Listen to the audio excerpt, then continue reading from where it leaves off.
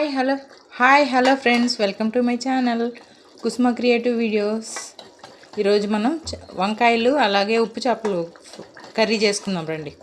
ఉప్పు చేపలు బాగా కడిగి ఇలా వేడి నీళ్ళు వేసి కడిగి నీట్గా ఇలా చేసి పెట్టుకోవాలి. ఆ తర్వాత వంకాయలు ముక్కలు చేసి పెట్టుకోవాలి. టమోటో ఎర్రగడ్డ కట్ చేసుకొని పెట్టుకోవాలి. అలాగే పచ్చిమిరపకాయలు, చింతపండు నానబెట్టి పెట్టుకోవాలి. ఇప్పుడు పోపు వేసుకుందాం.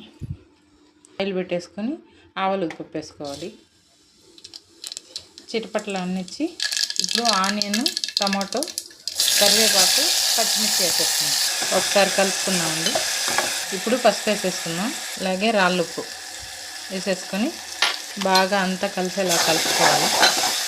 కలుపుకొని ఇప్పుడు మూత పెట్టేసుకోవాలి.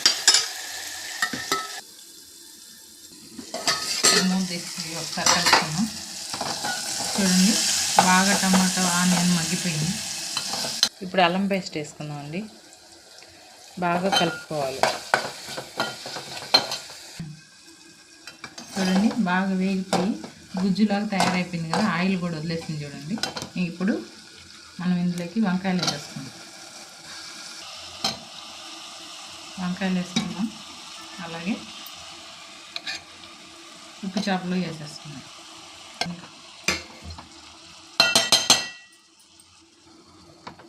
ఇలా కలపడం కన్నా ఇలా కుదుపుకుంటూ చేసుకుంటే బాగుంటుంది. అన్నీ కలుస్తాయి, ఫ్లేవర్స్ అంతా ఈ మొక్కలకన్నిటికి పడతాయి. కొంతసేపు మూత పెట్టేసుకుందాం. అవన్నీ వేగేలోపు చింతపండు రసం తీసేసుకుందాం.